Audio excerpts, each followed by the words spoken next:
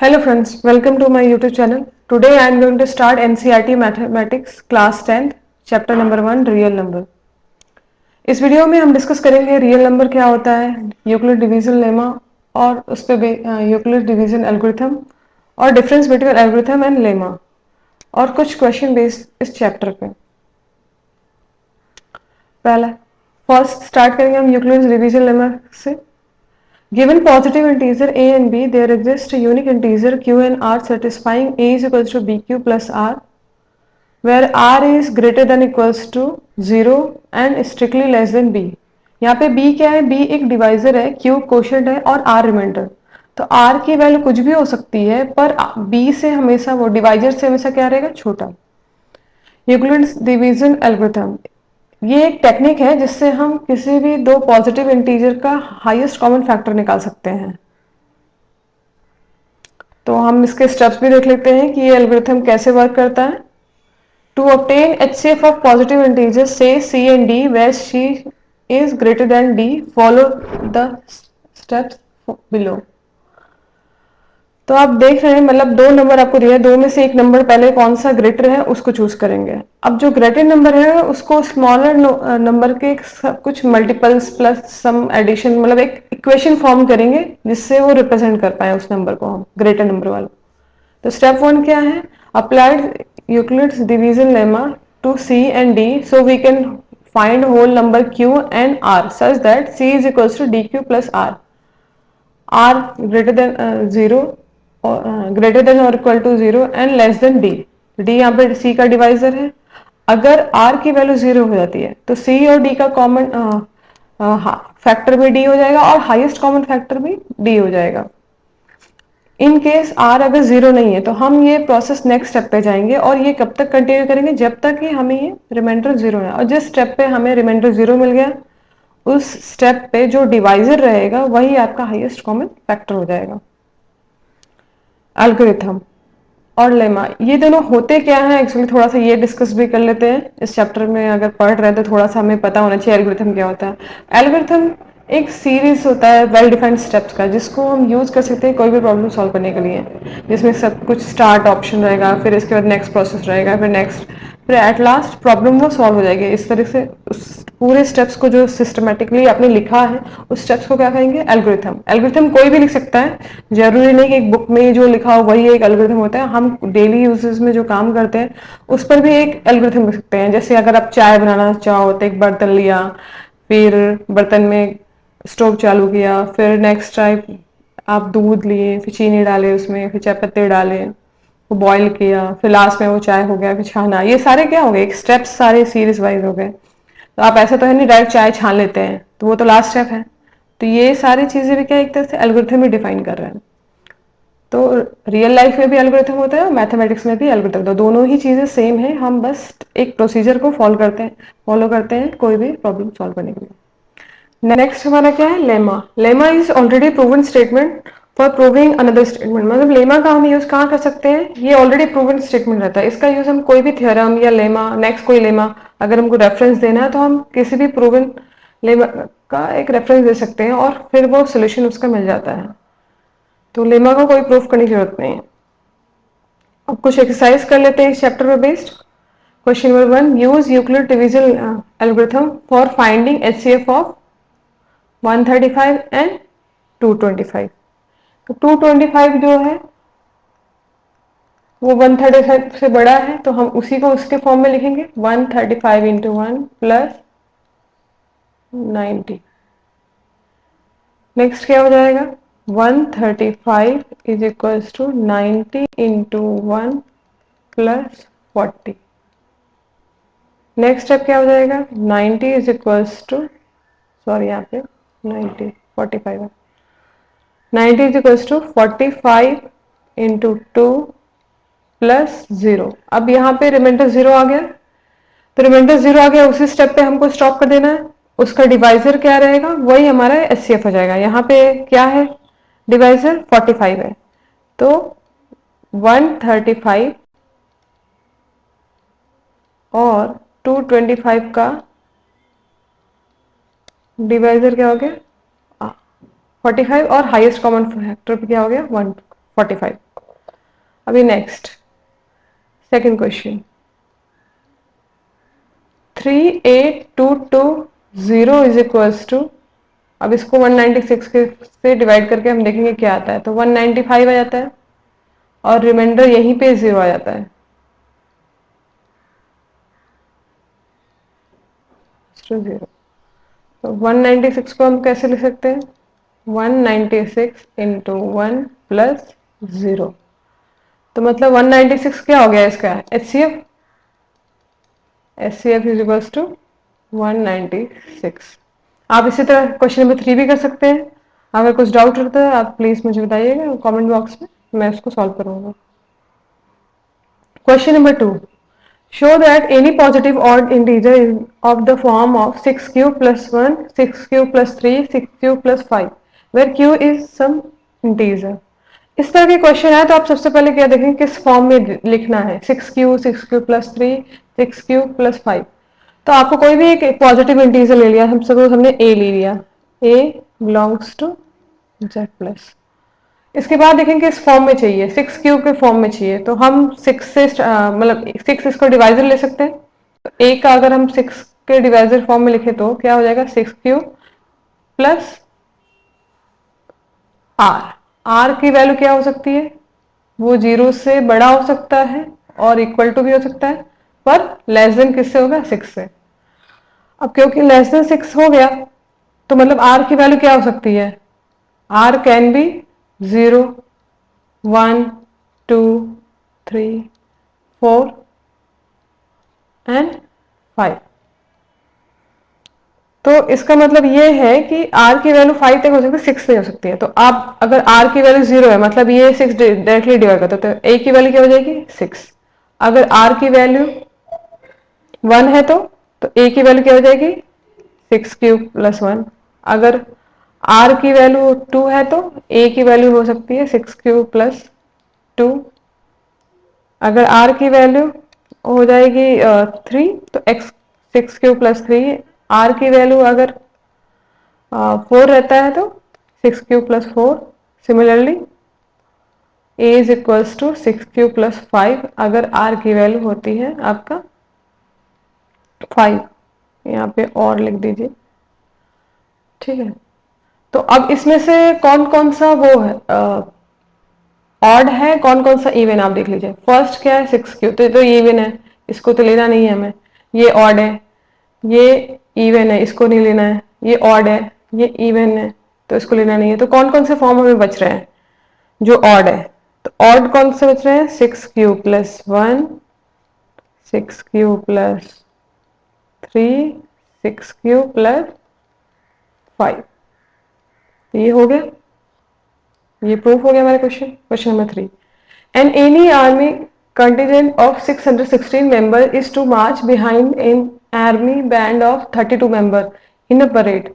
The two groups are march in same number of column. What is the maximum number of column in which they can march?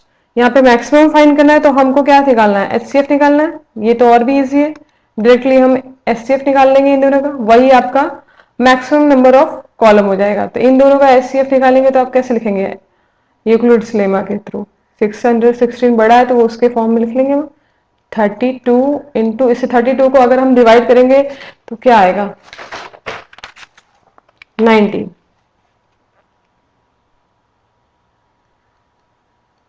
Plus remainder आ जाएगा आपका 8।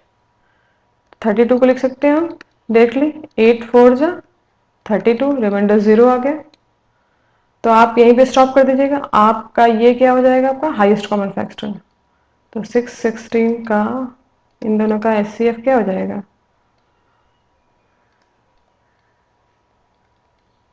Is equals to 8। तो 8 क्या हो जाएगा, maximum number of column.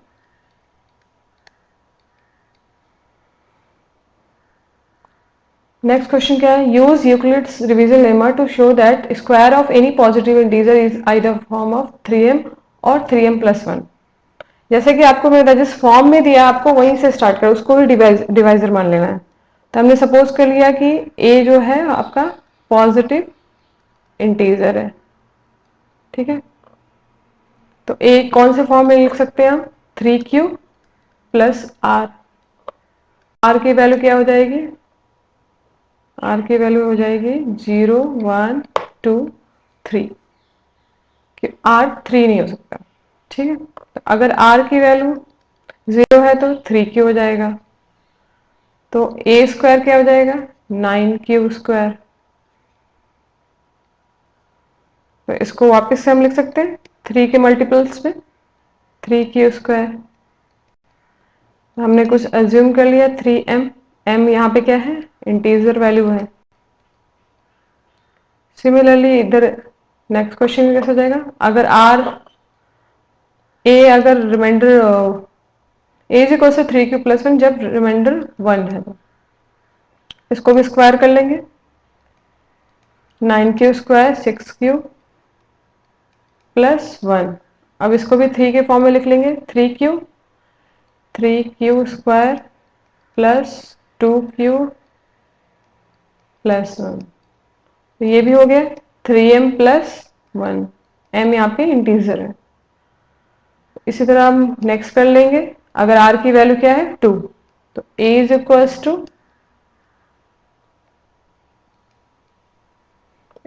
To 3q plus 2। तो a² हो जाएगा 9q² plus 12q plus 4। तो 9q² को कैसे लिख सकते हैं?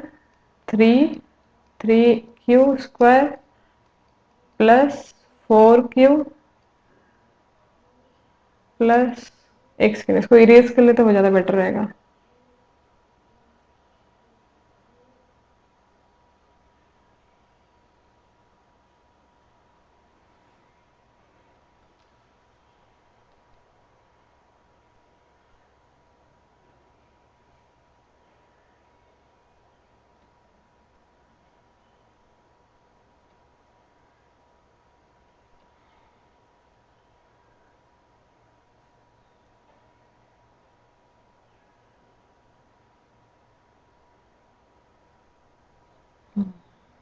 तो r की वैल्यू अगर 2 रहती है तो क्या करेंगे हम? r की वैल्यू अगर 2 है तो a की वैल्यू हो जाएगी a is equal to 3q plus 2। a² हो जाएगा हमारा 9q² plus 2 to 6 6 to 12q plus 4। इसको 3 कॉमन ले लेंगे हम। 3q प्लस 4q, यहाँ पे स्क्वायर भी है, प्लस 1। यहाँ मैंने ब्रेक कर लिया है 4 को 3 प्लस 1 में, तो ये हो जाएगा 3m प्लस m। m यहाँ पे एक पॉजिटिव इंटीजर है, या आप बोल सकते हैं एक इंटीजर है। इस तरह से क्वेश्चन सारा सॉल्व कर लिया हमने। तो कोई भी चीज़ हो, मतलब कोई भी नंबर का अगर स्क्वायर करते हैं तो उस किस फॉर्म में रहेगा? या तो 3m के फॉर्म में रहेगा या तो 3m प्लस 1 के फॉर्म में रहेगा।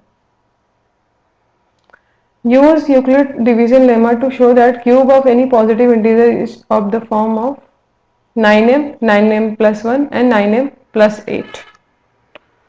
तो इसमें भी हम सपोज ले लेते हैं 3 डिवाइजर a, कोई पॉजिटिव इंटीजर ले लिया हमने, a belongs to z plus 1 and 3 is divisor of this of a with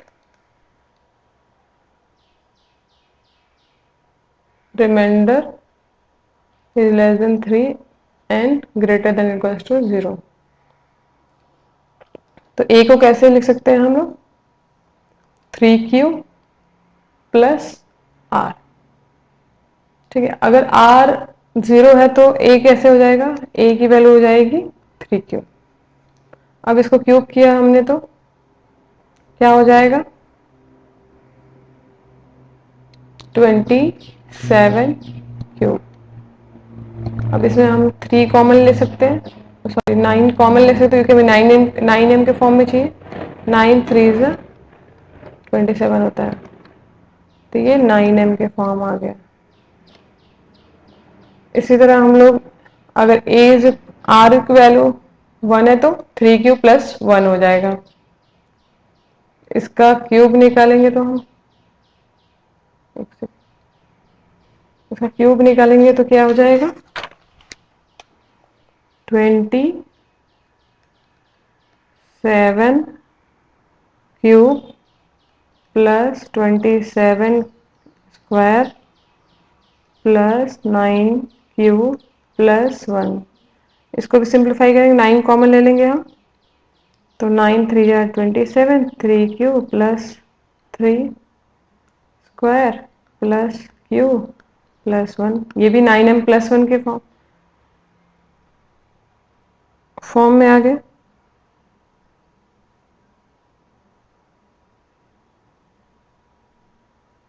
9m के प्लस फॉर्म आ गया।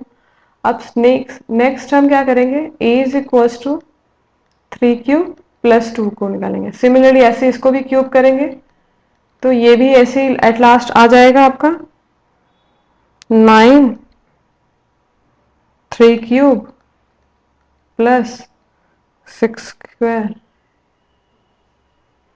Plus 4 cube plus 8। इसको सॉल्व करेंगे, सिंप्लीफाई करेंगे तो वैसे वो भी आ जाएगा। Next exercise will be covered in my next video. Please do comment your suggestion. If you have found any helpful video, then please subscribe my channel and press bell icon for further update. Thank you.